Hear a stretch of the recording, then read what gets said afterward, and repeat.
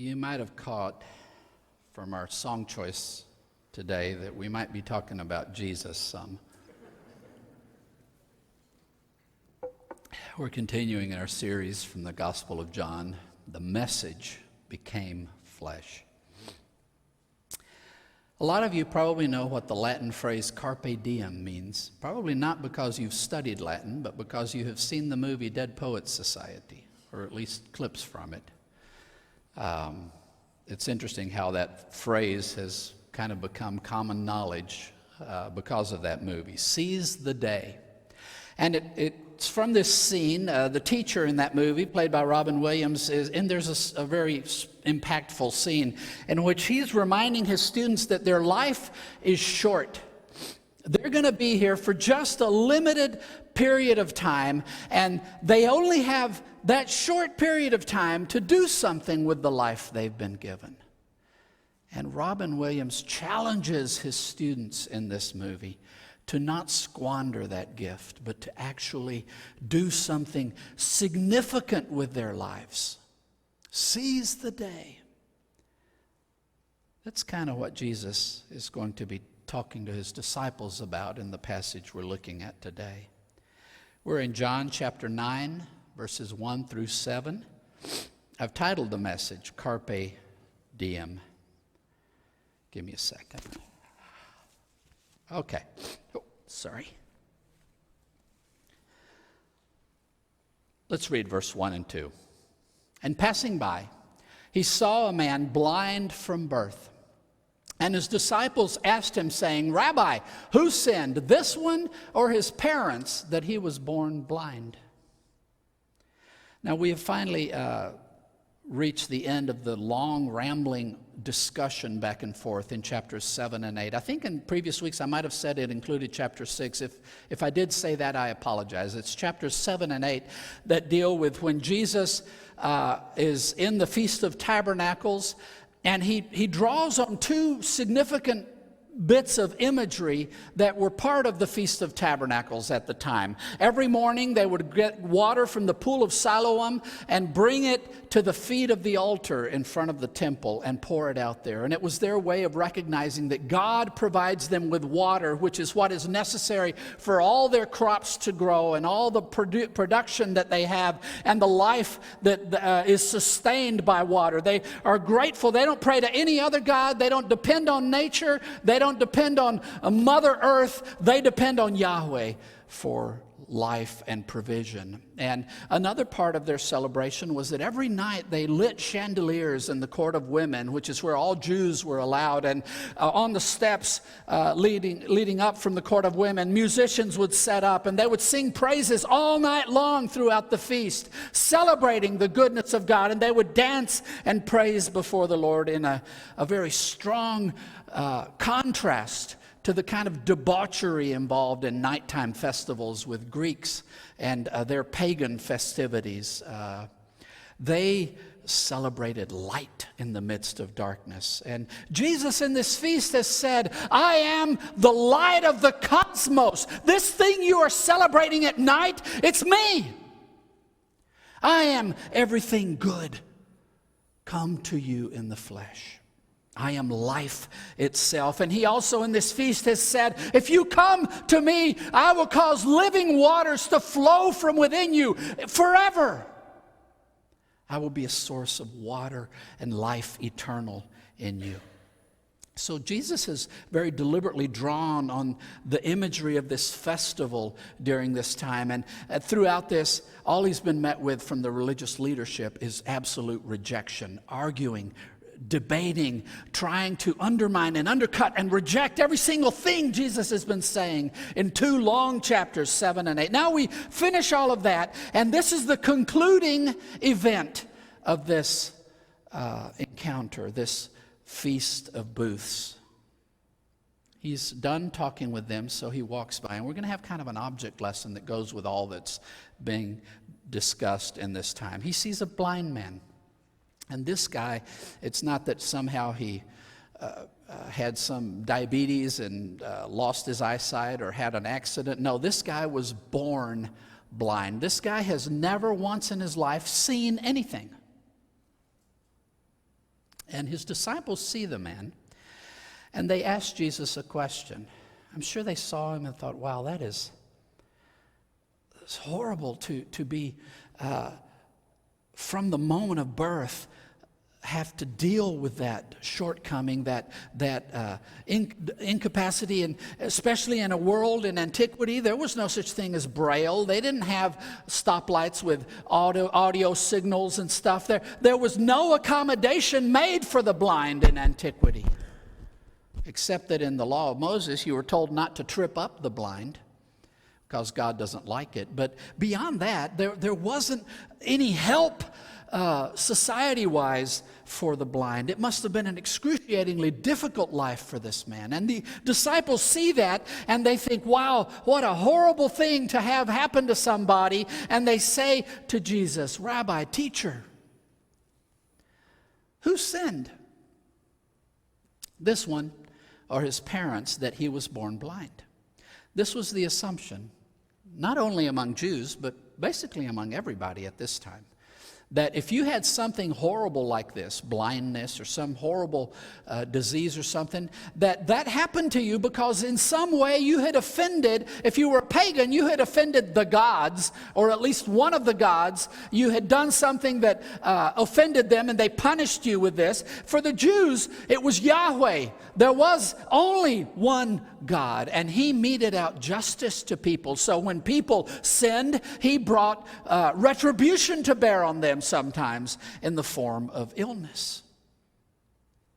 So their question is, whose sin caused this? And the reason this is a head scratcher is that neither answer they come up with sounds very good. Maybe it was this guy who was born blind. Maybe he sinned and that's why he was born blind. And here's the question: what exactly can a fetus do to so outrage God that he punishes him with lifelong blindness? How do you go about offending God so profoundly when you can't even speak? When you can't even interact with the world around you? You can't even touch or do anything physically with the world around you. You're just sitting there. What could this fetus have possibly done, this unborn child, to have been born blind? That's an odd thing to happen. Well, maybe it wasn't that. Maybe God is punishing the parents. Maybe the parents did something horrendous and God is punishing them. But you know, that's not a good option either. If the parents sinned, why does the child have to bear the punishment? He didn't sin. Why should he have to be the one born blind? And yes, surely having a blind child at this time in the world would probably be a great hardship for parents, very painful, and not only because of the hardships of trying to raise him, but also the looks of people around them, like the disciples, who are wondering, what in the world did somebody in this family did something horrendous to cause this to happen? Can you imagine dealing with that as parents? Yeah, that's horrible, but it's not near as horrible as being the one that's actually born blind. Why should he have to pay for his parents' sin? That doesn't sound right. Here's the interesting thing. In all of this, the disciples have just recently seen Jesus heal a paralytic of 38 years. 38 years a paralytic. And Jesus healed him. We know to this day that paralysis is something we haven't figured out how to fix. You snap your spine, we can't fix that. But Jesus fixed it. It's odd to note how little compassion the disciples seem to have for this man. You know, in Jewish life in the first century, there were 3 pillars of Jewish life: the Torah, worship at the temple, and almsgiving. We're not told that the disciples gave him anything, which they would have considered their duty as worshiping Jews who had come to the temple and are now returning from the temple area. At least give him something to live off of. They're not interested in helping the guy. They just want to know the answer to this big theological question. That kind of disinterested interest in people, like they're insects on a pin, and we're just looking at them, trying to figure them out. Some people talk about people that way. Some people talk about God that way. One of the things that most frustrates me about philosophy of religion is that people talk about God like he's a thing, just something we construct in our own minds. And we can just kind of with detachment say all this about it or about him. That's kind of the way the disciples are doing this. I would describe them as ivory tower theologians. Sometimes we can fall into this where we get so caught up in the logic of our theology and figuring out everything and how it all fits together that we are completely unmoved by the suffering of people around us. We don't see them as people in need of compassion and help. We see them as case studies, as research topics. Who sinned, this one or his parents? You know, they could have said, Jesus, couldn't you heal this guy? That's not what they asked Jesus. They have this morbid curiosity to answer this big theological question. I have a question from these verses. Jesus' disciples showed an academic interest in the life of the man blind from birth. How have you shown unhelpful interest in those suffering around you? I think we can do the same. Let's keep reading verse 3. Jesus answered, neither this one sinned nor his parents. Rather, it was so that the works of God would be made known in him. Jesus says, you've got it wrong. Those two options you thought were the only two possible options, it's neither one of those things. Now, Jesus isn't suggesting that this man and his parents are sinless. He's just saying as to the question of whose sin caused this blindness, he says nobody's. Or at least none of these three people's. Their sin is not the reason this child was born blind. It's not that the child has sinned and that's why he was born blind. It's not that the parents sinned and that's why he was born blind.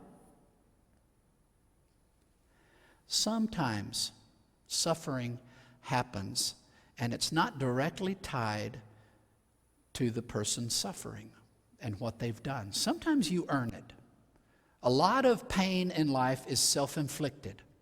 The man who had been paralyzed 38 years, after he healed him, Jesus found him and said, don't sin anymore lest something worse happens to you. So in his case, that guy, he somehow broke his back doing something he shouldn't be doing. And Jesus says, you've got a second chance, don't blow it. Sometimes terrible things happen to us because we did it to ourselves. But a lot of times, it has nothing to do with anything we've done. This is one of the deep philosophical questions we have about God.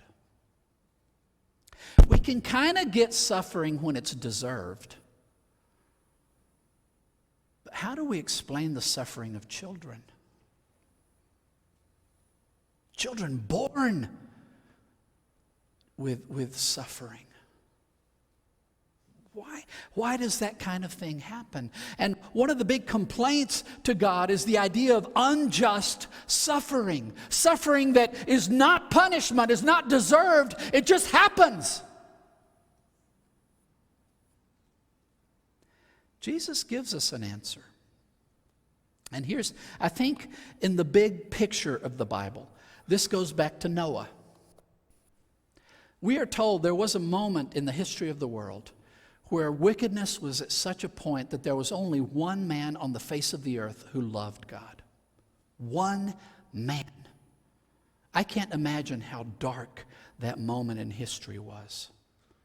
And God loved Noah and rescued Noah. You know, at that point, we're told God regretted making us. He regretted creating humankind.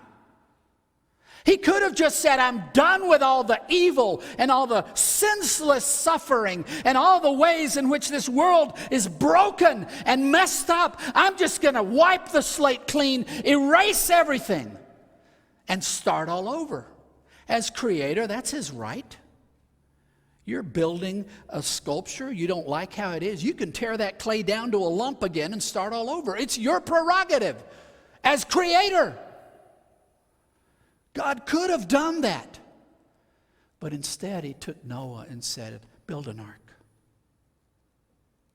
He put his rainbow in the sky and said, I'm never again doing this. God committed himself to redeem creation. So, he's allowed it to continue the way it is. And horrible things continue to happen. Things that are not fair, things that are not right, things that are evil continue to happen in creation. And God has allowed it. You know why? Not because he doesn't care. Not because it doesn't wound him as creator that these things are going on in his creation. But because he has committed to redeem. He's allowed it to continue so that more than one person could participate in eternity. It could have just been Noah. Thank God there are more of us because God has chosen to tolerate the suffering. But here's what Jesus is telling us. In every point of suffering, God is at work. God inserts himself in human suffering and extends an invitation to redemption and rescue. Every single unjust thing that goes on in the world, God has stepped into and is there waiting for an opening, an opportunity to bring redemption to bear. Sometimes we just try to look to find the guilty party so we can feel good about ourselves and look down on the poor sinners who are suffering so badly because they're bad parents or bad husbands or wives or bad children, and that's why things are happening to them. That kind of interest is useless. And it's not the kind of interest God shows in our suffering. God is at work in our suffering. Why was this man born blind? Because this was going to become an arena in which God would work. That's it. Sometimes suffering is as simple as that. God is going to work in it.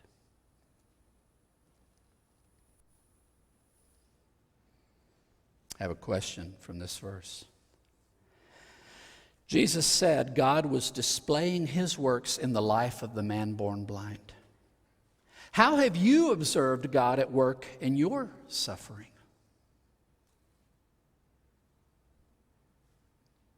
Let's keep reading, verse 4. We must work the works of the one who sent me while it is day. Night is coming when no one is able to work. As long as I am in the cosmos, I am light of the cosmos.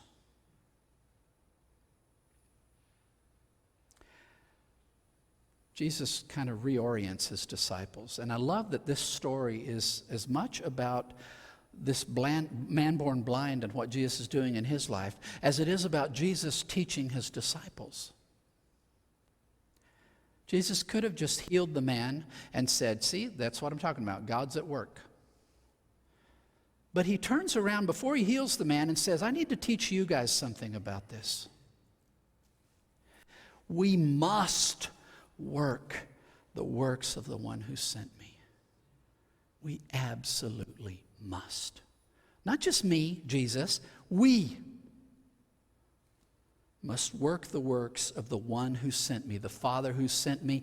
God is at work in suffering, and that is where we need to be hard at work. We have to.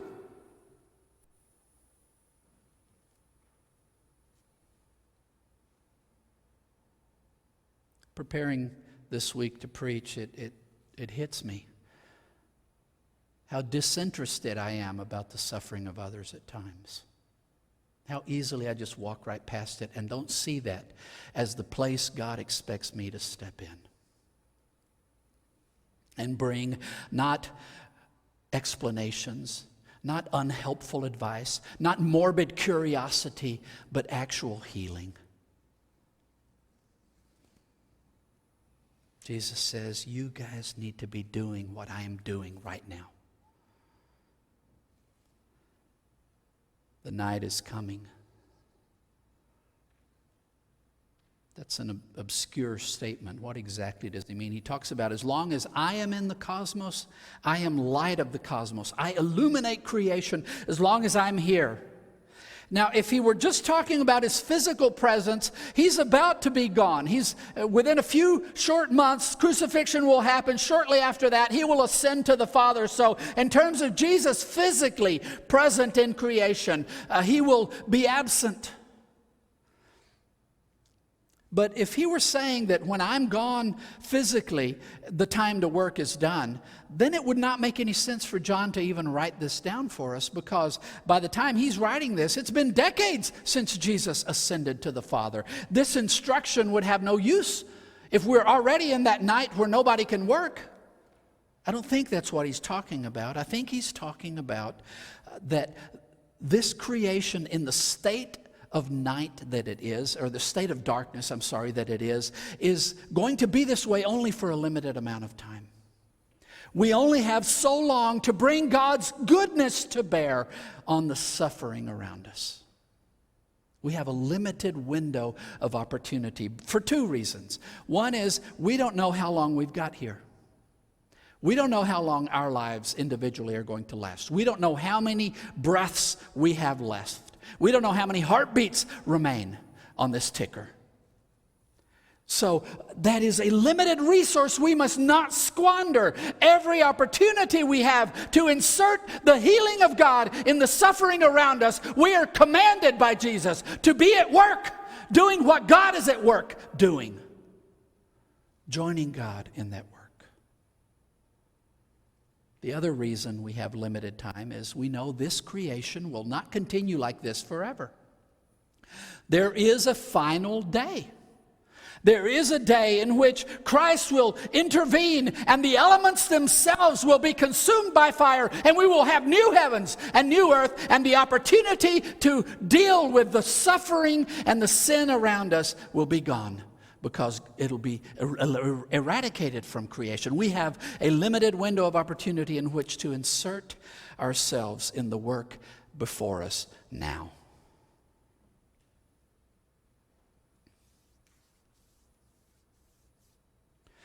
Let me keep reading verses 6 and 7. Having said these things, he spat on the ground and made mud from the spit, and from it applied mud on the eyes. And he said to him, go wash in the pool of Siloam, which means sent. So he went and washed and came back seeing. Having instructed the disciples, Jesus turns and shows how God is at work in this man's life. He does the kind of thing only God can do. He heals him. But I think it's very interesting to observe how he heals him. First of all, he spits on the ground, makes mud out of it, and smears it on his eyes. I want you to put yourself in the shoes of the man born blind. What do you think your immediate reaction to that would be? You hear somebody spit, and the next thing you feel is somebody smearing mud on your eyes. I suspect, I wasn't there, but I suspect that might have been slightly unpleasant. Nobody enjoys getting spit on their face. Nobody, not even back then. In fact, for Jews, spit or blood, anything that comes out of a person defiles you. But it's interesting how Jesus always flipped those things, right? The woman with the flow of blood, anybody who touched her would have been defiled.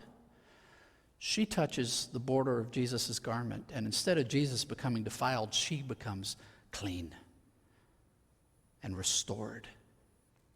The leper, anybody he touched would become defiled. Jesus touches him.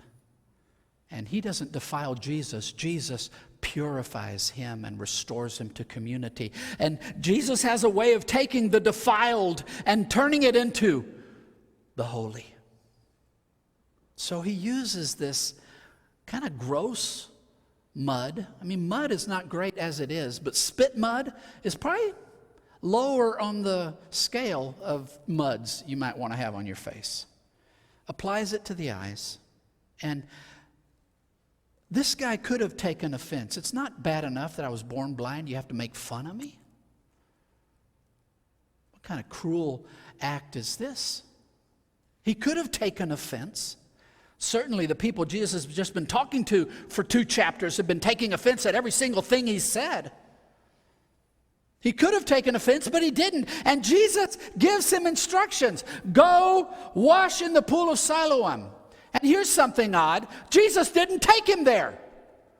I don't know how this blind man made his way to the pool at Siloam, but he had to go on his own. That might seem cruel. Go, find the pool, wash off there.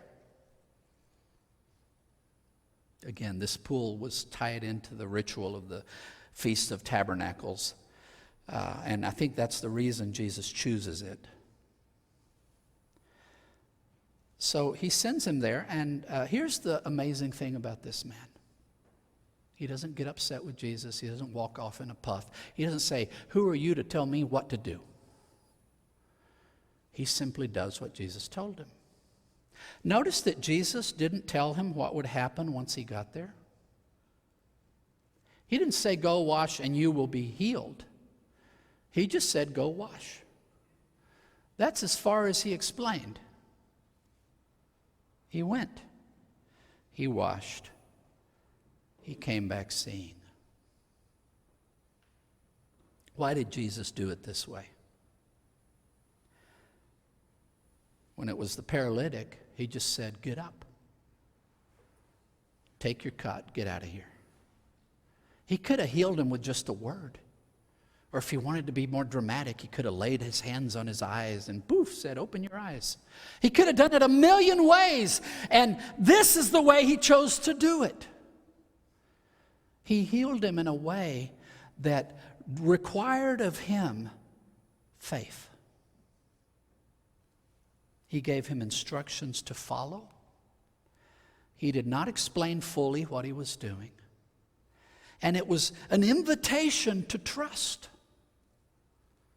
To trust that this man he probably heard him talking to his disciples, who was talking about God wanting to do his work in this man's life. He said, "I'm interested in that. I'm in. I can make my way to Siloam. I can wash off. I can bear with the offense of you putting mud on my eyes. Let's do this." I think sometimes people who are obsessed with God doing miraculous things miss the whole point of them.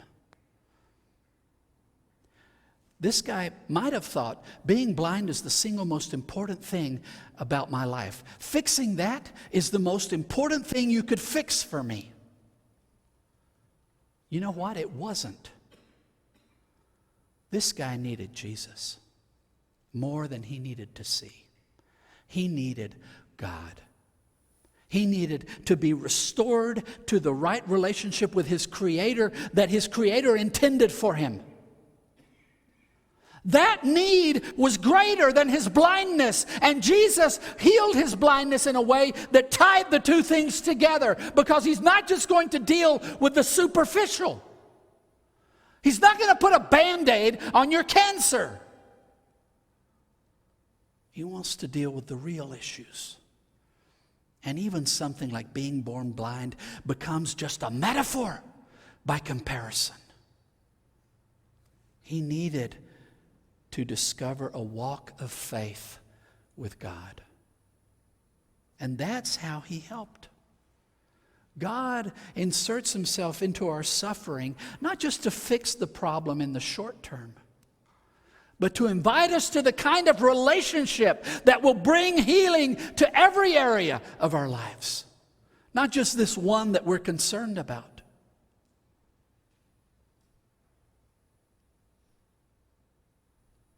I have a final question. The way Jesus chose to heal the man born blind required that he trust him and follow his instructions. How have you observed Jesus working in your life in ways that build a relationship with him?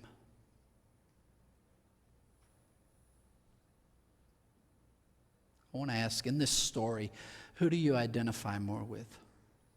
Jesus or the disciples? Have you found yourself looking at the suffering around you and just kind of wondering, wow, man, that must suck? Wonder why that's happening to that person. Have you ever caught yourself looking at people that way? Not sharing in the pain? Not really caring?